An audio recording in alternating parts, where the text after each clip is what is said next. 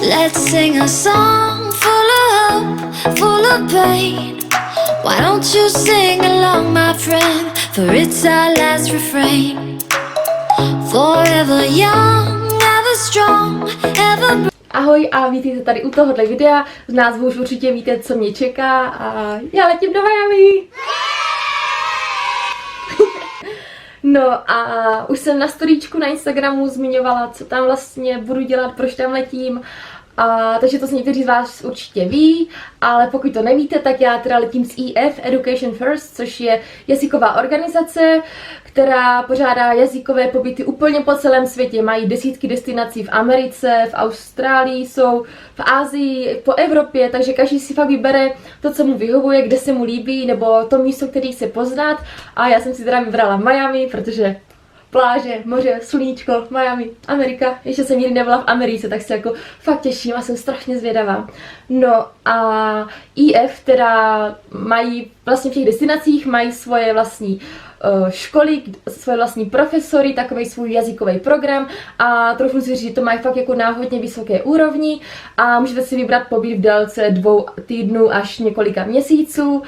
Takže je to fakt zcela na vás a taky se mi strašně líbí to, že kromě toho, že teda tam studujete, máte několik hodin denně ty lekce, mluvíte tam a navíc je taky, že tu angličtinu úplně skvěle zdokonalíte tím, že tam prostě mluvíte s ostatníma lidma, protože tam fakt jsou desítky lidí úplně z celého světa, jsou tak stejně staří jak vy, podobných zájmů, takže jako věřím, že si vždycky přátelé a takhle ten okruh svých lidí najde úplně každý a kromě toho, že poznáte tu destinaci, tu jejich kulturu, tak se naučíte vlastně něco o té kultuře a i těch samotných lidí, jo, protože tam fakt poznáte z každého koutu světa někoho a to se mi tohle strašně líbí a hrozně ráda poznávám nový lidi a něco tak jako zjišťuju o té jejich zemi a tak se na to strašně těším, na takovou tu komunitu, jo, těch lidí a letím tam už vlastně tenhle víkend a nemůžu tomu fakt jako furt uvěřit a strašně se na to těším úplně jak maličká holka.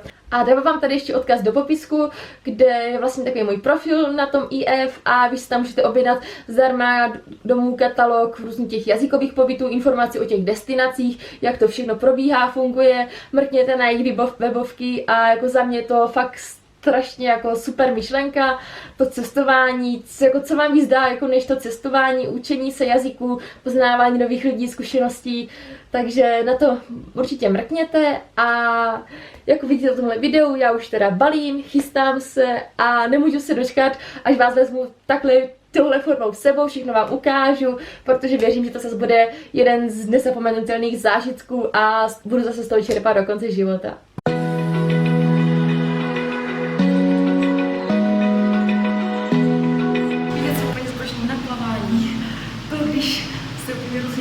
Červení, spocení, úplně hoříte. Lozíte si tady botenky blízky. Open eye, feel the waves cut through me, hypnotized by the sounds I'm breathing in. Hold tight, hold. Jerry? A víš jako, že si tohle teď balím a budu to mít totálně zachlupacený. Nevadí to, jo? Nevadí to prostě.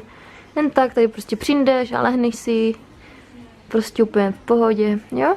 Tak jo. Tak vážně, Jerry, víš, co ležel tam. Tam jsem ti udělala místečko, aby si tam mohl ležet. Chceš letět se mnou? No, nebuď smutný, já se ti vrátím, jo? Já v tom teda nemám ještě žádný moc systém a plno věcí ještě potřebuju hodit do pračky nebo nějak vyžehlit a hlavně očistit od chlupů, že jo. No, takže začnu asi tady tohle částí, beru si s sebou 4 kraťase, 1 rifle, který doufám, že nebudu muset používat, protože doufám, že bude fakt celou dobu teplíčko, džísku, sáčko, pak jsem si tady vytáhla nějaké random topy, trička, tílka. Ještě to nějak proberu, protože zase toho nechci sebou brát hrozně moc, protože si plánuju určitě něco pořídit. Pak tady tyhle 3 sukně, protože kde jinde je využít, když ne v létě, že jo. A pak mám tady nějaký šaty, akorát nechápu, teď se dívám, proč mám tady 3 bílé šaty.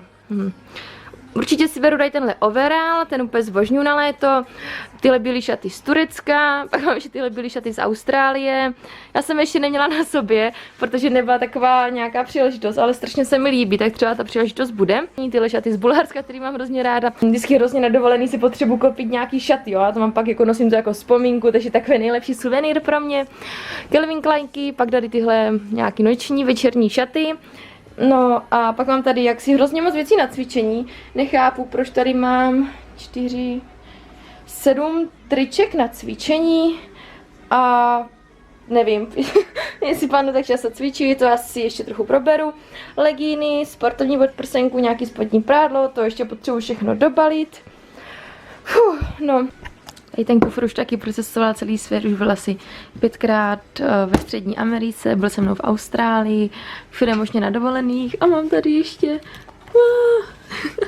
Ještě tady mám boty, které si vezmu, sandálky, botasky a ještě nějaký tenisky, ve kterých pojedu a tady tyhle sandále a všechno to tady jdu dát do tohohle kufru.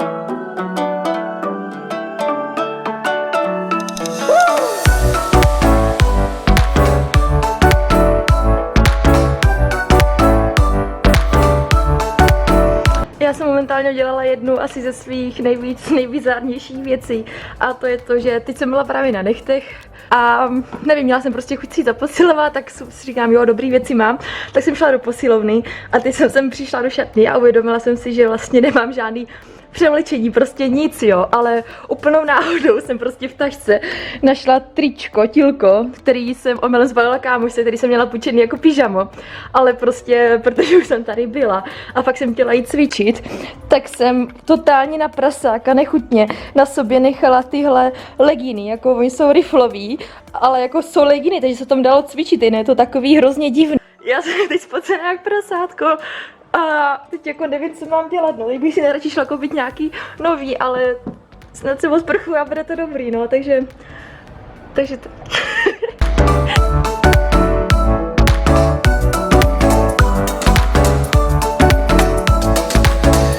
Začnu asi v téhle sekci, která je asi taková nejzajímavější, což jsou doplňky a nějaký svačinky, takže tady tuhle zásobu mám ze světa plodů, nějaký oříšky, ovoce, raw tyčinky, proteinové tyčinky, protože já úplně mám ráda, když mám po ruce vždycky nějakou zdravou svačinu a nemusím prostě jako nerada hladovým, nebo prostě nechci si kupovat nějaký něco nezdravýho, takže tohle je úplně super řešení, takže moc děkuji. Pak mám tady nějaký nakopávač, omega 3 na vlasy a tady od Sense ty cvrčí, takový krekry a to mi strašně moc mi to chutná a hlavně tady tuhle zásobu hořčíku, protože bez hořčíku nedám den a vitamin C. Pak tady v sekci kosmetiky a doplňků, prostě klasika na vlasy, nějaký deodorant, kokosový olej. Mám tady odlašie tělové mléko, protože já se potřebuju něčím furt mazat a patlat a jak navíc jsem furt ve vodě, tak jsem furt taková vysušená. No a pak nějaký malování, kosmetika, no nic úplně extra zajímavého. Pak tady mám nějakou příručku od EF, což jsem ještě nějak zde mám nějaké pojištění a informace o cestě a takhle. Voděodolný foťák, protože věřím, že bude potřeba. Nějaký sešity do školy, budu si vydat i noťaz. A ještě ty jejich zástrčky, ty americký, takže jsem ráda, že jsem je dostala. Powerbanky, jo, a nesmějte se mi, ale beru si i prostě pouzdro, kde mám pastelky a tak, protože jdu do školy, že jo, takže to nesmí chybět. Takže tohle tak nějak ještě přibalím do kufru a určitě k tomu ještě něco přidám. Taky si chci vzít ještě protein sebou do zásoby, do nějaký krabičky. A takže tak, no jako je mi jasný, že zase určitě plno věcí bude chybět, ale jako co se dá dělat.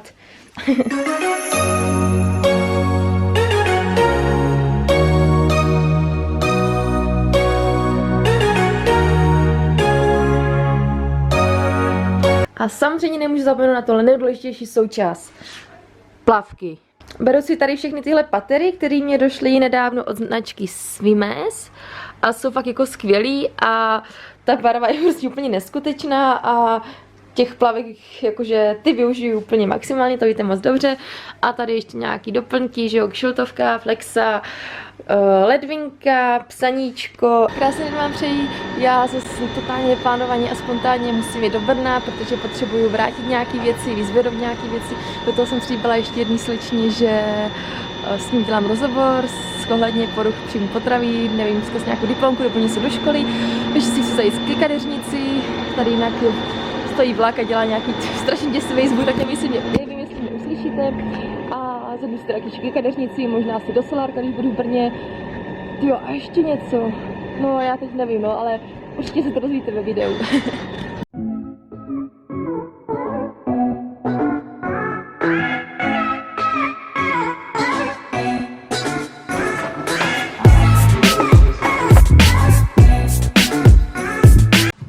A teď mám tady ještě předodletový oběd.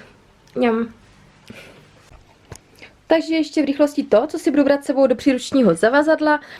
Takže samozřejmě doklady, pás, ten hlavně nesmím zapomenout, nabíječky, technika, foťák samozřejmě, nějaký teda ty svačinky, láhev na pití, protože prázdnou láhev si můžete vzít úplně všude a akorát ji pak doplníte, takže nemusíte kupovat žádný láhve.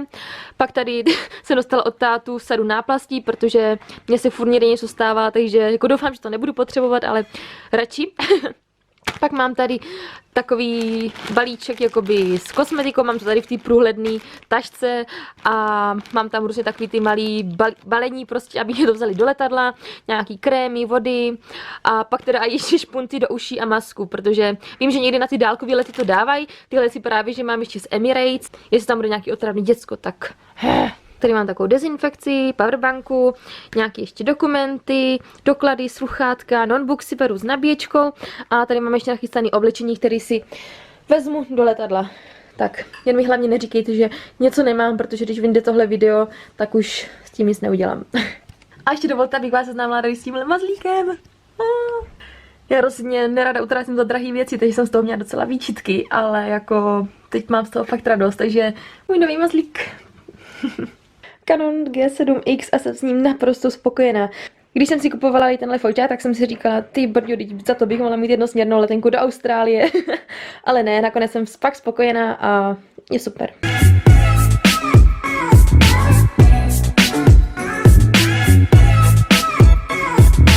Já fakt nevím, jestli dnešek může být ještě víc hektičtější. Já jsem celý úplně vystresovaná, vynervovaná, dobaluju věci, furt lidám na záchod, tak jsem z toho prostě úplně na větví. A teď je teda 6:30, sobota večer, já jsem tady v Praze u Apple Bro na Seifetr.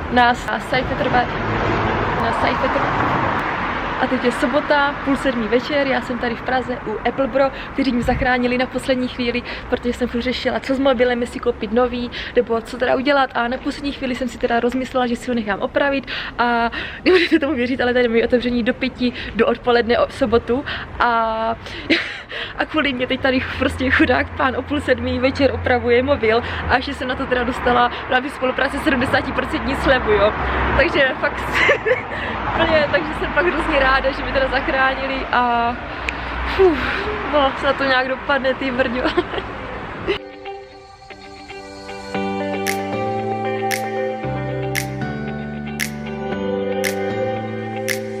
Tak ještě jednou krásný večer, už je asi 10:30 a já si půjdu asi tak na 3 hodinky lehnout, stejně neusnu. A pak vlastně fičíme na letiště, protože táta bydlí za Prahou, tak ještě než dojedeme a všechno.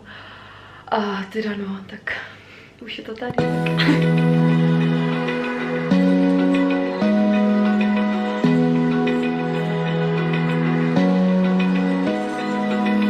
Open eye, feel the way.